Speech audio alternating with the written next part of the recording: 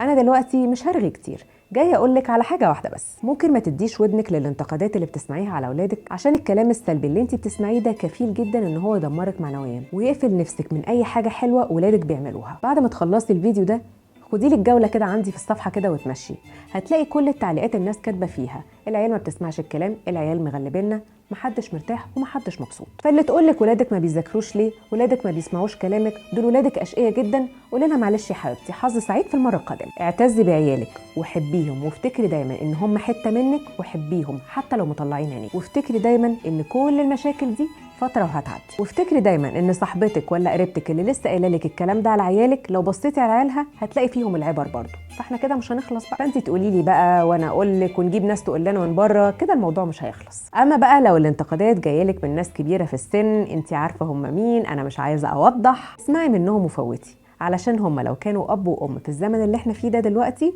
ما كانوش لموكي، وبصراحه ما كانوش قدروا اصلا. بقول لك ايه، كل ما تحسي ان انت محبطه افتحي الفيديو ده واسمعي. ومش عايزه اقول لك طبعا الفيديو ده هيروح لمين على الواتساب.